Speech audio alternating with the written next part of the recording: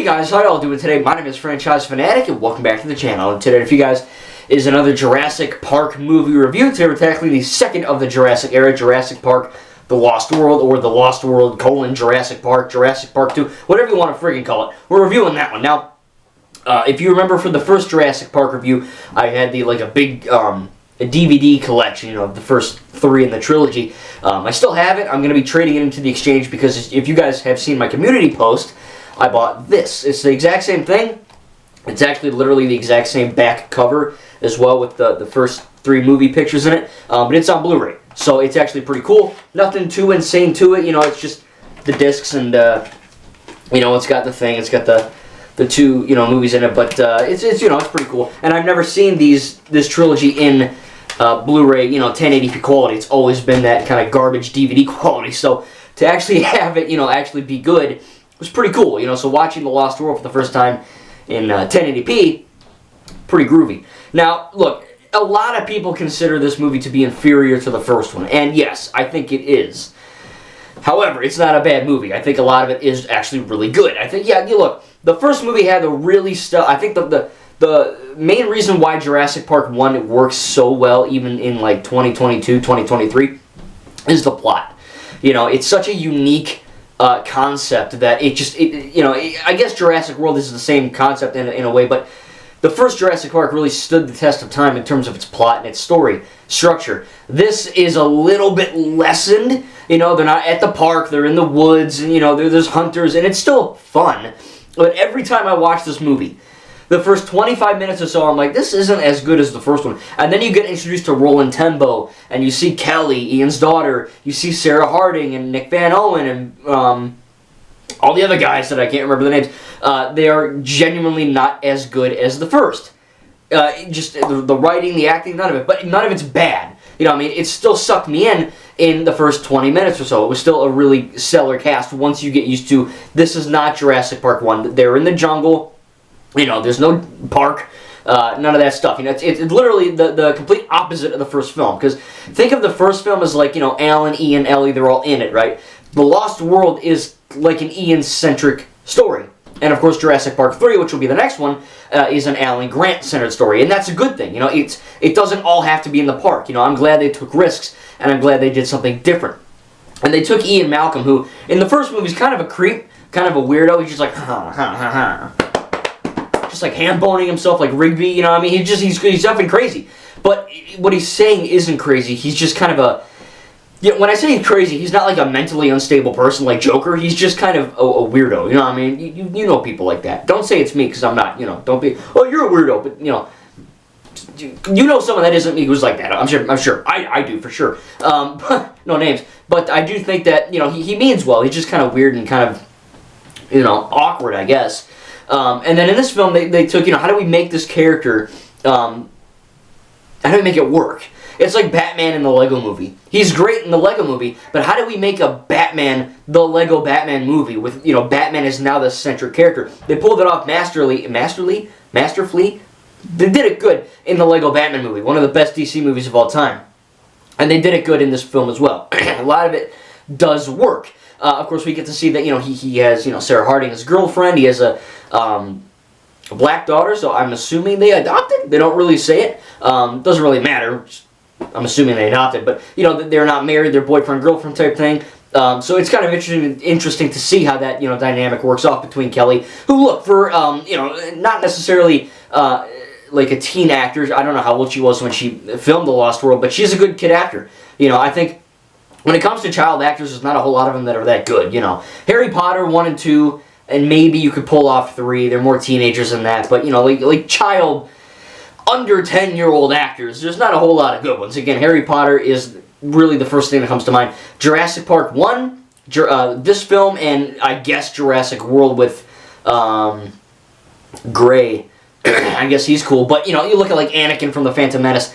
He's not too good. Now, I know that's the dialogue and whatever, but Jake Lloyd was not that good. Does Jake Lloyd deserve to get bullied and now he's in jail? No. but he wasn't that good comparative to other child actors. Kelly Malcolm does a good job in this film, though.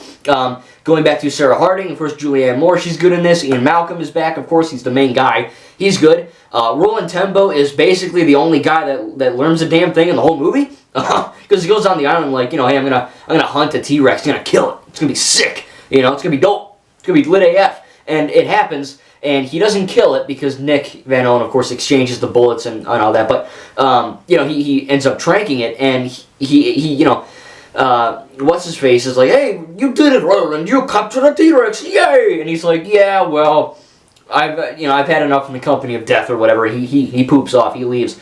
And that's cool. It shows that these characters learn something. Now, the one guy who tases the compy, he gets eaten.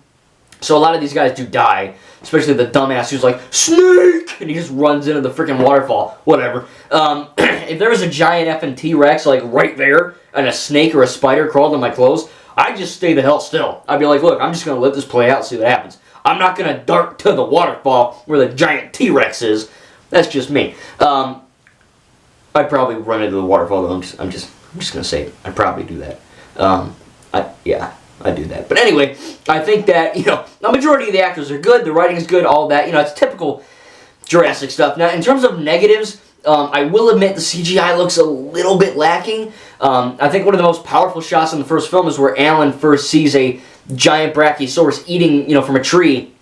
And his reaction, Sam Neill playing Alan Grant, his reaction to essentially nothing. There weren't no tennis balls or what. It was just, hey, Alan, or hey, Sam, the actor. Imagine there's a giant T-Rex or whatever up there and look surprised. Go, action, shoot. And he did a good job. This movie, the one guy who gets in the truck, and you remember the Lego game? He's in the truck, it's a mini game, and then he gets eaten by the two T-Rex, gets like bisected. Can't remember his freaking name for the life of me. Not to say he's a bad character or anything, I just can't remember the name. It'll come to me, I'm sure. But he, his reaction's like, whoa, and it's, I don't know, it doesn't have that punch, that impact you want when someone's seeing a friggin' dinosaur, from the dead, essentially, on Isla Sorna. And it just doesn't hit as hard. It's not bad. It just, for being a sequel, normally sequels get better, or they should. You know what I mean? Now, not to say this movie's trash. I'm not trying to hate on it. I genuinely like this movie. I do think it doesn't really deserve a whole lot of hate. There's some good writing. There's some good action scenes. I like when Ian's like jumping through. He opens the door and a raptor just jumps through the window and crashes the window. So he like takes the door by its hinges. There's some fun stuff in there. In terms of real negatives that aren't just like a crazy acting thing, I think the whole San Diego scene, this gets a lot of flack online. I think it's entertaining. I think it's fun to watch.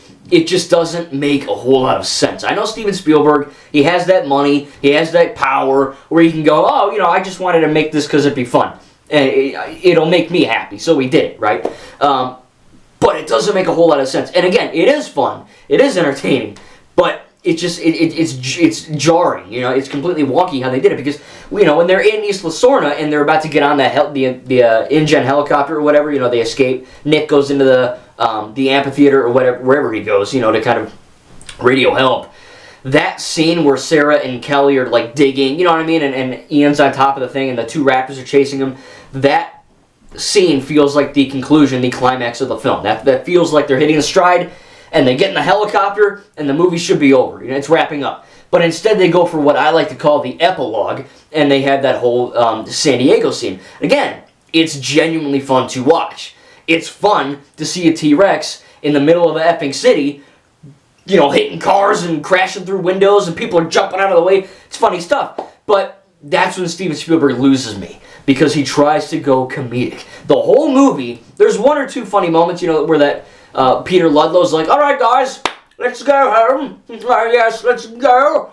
And Nick's like, let's get the fuck out of here. And they're like, whoa, let's go. It's funny stuff. But it is kind of interesting to see that from a movie that isn't necessarily a comedy, it's like a Marvel movie. Well, it's like The Winter Soldier, you know what I mean? It's not a comedy, which I will be reviewing after the Jurassic era, don't worry, I didn't forget. But, they have funny moments sprinkled throughout, but it's not necessarily all about the funny, And that's what this movie has in strides. It's not a comedy. There's one or two funny moments, but, it's these people and Ian's trying to bring back Sarah, and he brings, Kelly joins in, and just stuff hits the fan, and it goes insane, right? That's the point. So to have Steven Spielberg propose this idea of a T-Rex just blowing up San Diego seems fun in concept, but in execution, there's just these dumb little moments that he tried to make funny. It's like Superman 3, where they try to make Superman like a comedy movie for some reason with Richard Pryor or whatever. The black guy, and he's got the computer problem. I think that's his name, Richard Pryor. He's a good actor, he's funny, but a lot of that Superman 3 movie doesn't really make a whole lot of sense to the world. Same thing here. You got a T-Rex like eating some guy, and he's making like some weird noises. You got some kid, probably the worst offender of this like 8-year-old boy wakes up, and he sees a T-Rex in his backyard. Now, 8-year-old me, I'd be peeing my pants, pooping my pants, barfing on the bed, and probably running to mom and dad to get the freaking shotgun and blow the crap out of his team. This kid's just like, huh, look at that. Okay. And then he just slowly walks. Now this is the point where I imagine Spielberg behind the camera going, okay, now walk slowly. Yeah, that's funny. It's gotta be so funny. But in actuality, it makes no goddamn sense. It's a little funny because there's a T-Rex eating, in his backyard, and he just nonchalantly walks. He's like, hey, Mom and Dad, there's a T-Rex in the backyard. And they're like, what do you want, Bill? We're trying to sleep. You got work tomorrow, kid. And then they walk over, and they see the T-Rex eats the dog. Parents freak out. And the first reaction of this demented little devil prick of a child isn't, oh my god, my dog just died. It's, oh shit, let me get my camera. It's like, what? Like, I get it. He tried to make it a funny scene, but it makes no sense. Like, I'd be screaming, oh my god, my dog died, and there's a T-Rex in my backyard. The whole scene just falls apart. Doesn't make any freaking sense. But I guess Spielberg wanted to make it. He wanted to make some jokes. It just contradicts the entire plot and theming of the rest of the movie, which is a pretty dark and, I guess, demented, grave situation of a movie. Nothing too horrible. Again, it's fun to watch. And albeit if you did take out the San Diego scenes, the entire movie really wouldn't make a whole lot of sense otherwise, because the T-Rex, you're asking, where's the adult T-Rex? They tranked it. Where's it going? Because they don't address it in JP3. So it's like, what's going on? So I get it. It's got plot points in it. It just felt kind of weird and kind of contracted and conflicted with the actual theming and tone of the rest of the film. Other than that, though, I genuinely enjoyed this movie. I really don't think it deserves all the hate. It's got some funny moments. It's got, it's fun to watch. And again, every time I see it, I've probably seen this movie like 6 times now. Every time, the first maybe up to like the half-hour mark, I'm like, yeah, I like the other one better, man. I don't know. And then it starts to hit. When they discover the hunting thing and the 2 InGen things, and, you kind of see what the actual plot unfolding. And you get some of that lore pieces of John Hammond imagined an amphitheater before the park, and all this stuff. It's genuinely fun to watch. I think Ian's pretty funny in it. I've never been a big fan of Jeff Goldblum. He's just kind of like a weirdo dude. But in this, he absolutely he nails the role of Ian. For being a weirdo, because Ian's a freaking weirdo. But they tone down the weirdness in this movie. Like, Ian's more of a normal person in this. He's not like cracking jokes and ham boning and trying to make out with every woman in his sight. Which is fine in the first movie because that's his character. But in this film, if they were to literally copy and paste, it just wouldn't make any sense. It would just be really weird. It's like if Alan Grant in Jurassic Park 3 was just, oh my god, I hate computers, oh god, technology, kids suck. It's like that took, like, I don't want to say you like kids now, I can't say that, but you know what I mean, right? Alan in the first movie learned a lesson, he had a character arc, he doesn't hate children anymore, I don't know, you get what I'm saying. But in this, if they were to do that, it would just come off as really creepy and weird, and I wouldn't give a crap about Ian because he's just a weirdo. But thankfully they kind of dumped and ditched the weirdo thing, and they gave him more of a leading man type of, action hero type of vibe. And I don't mind that. I think it's actually pretty cool. But other than that, man, I think it wraps up pretty good. John Hammond, last time we see him in a Jurassic Park movie, because I believe the actor passed away. But other than that, he gave a good performance. He's kind of a dumbass, though, because in the beginning of the movie, he's like, oh, Ian, I know we messed up with the park, but you know what? We're gonna...